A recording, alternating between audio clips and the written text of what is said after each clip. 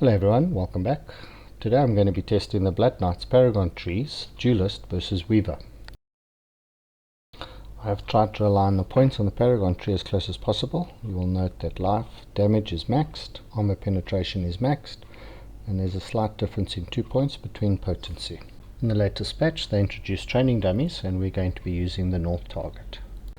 So without further ado, let's start the test. I've tried to keep the rotations the same, obviously, and 30-second intervals.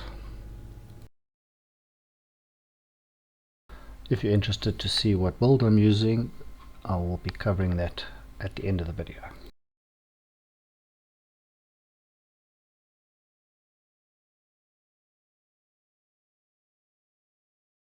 So we're coming up to the 30-second mark.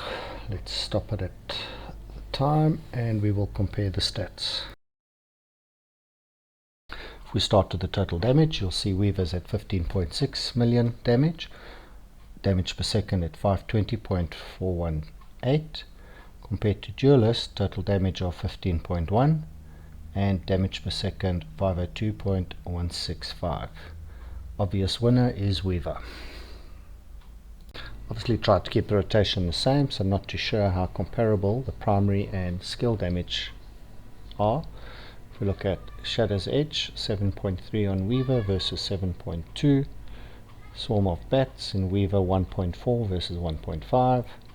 Shroud of Night in Weaver 2.4 versus 1.9. Siphon Blood Weaver 1.6 versus 1.9. And Skewer 380k versus 524k. And now for the build.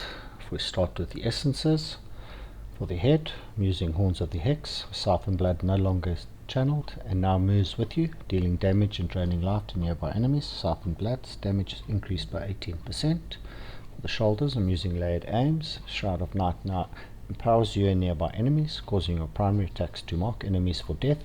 The marks explode after reaching 5 stacks, dealing damage to the marked enemy. Damage is increased by 18%. For the shoulders I'm using Swarm Speaker, where Swarm of Bats now engulfs you in a cloud of bats, continually damaging nearby enemies. Swarm of Bats damage is increased by 18%. For the legs I'm using Faces of the Fading Mirth.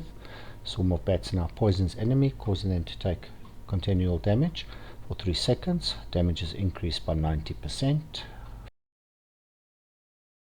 For the first main hand I'm using Broken Corsk, where Siphon Blood damages the same enemy 3 times. It causes them to hemorrhage, dealing additional damage. Damage is increased by 90%. For the first offhand I'm using Sprig of Hawthorn, where Skewer increases damage done by 90% for 4 seconds. For the second main hand I'm using the Salver, where Skewer now causes you to leap into the air and slam into the target's location, knocking the enemies up and stunning them. Damage is increased by 18%. For the second offhand I'm using Mercy's Plight, where Shadow's Edge now marks enemies, causing them to erupt for additional damage when reaching 4 marks. Damage is increased by 90%. Another essence that I think is going to be very powerful is a shoulder essence called Torture and Torment, where Swarm of Bat now causes a small swarm of bats to circle you. When you use a primary attack, the bat will swoop down and bite the enemy. Swarm of Bats damage is increased by 18%.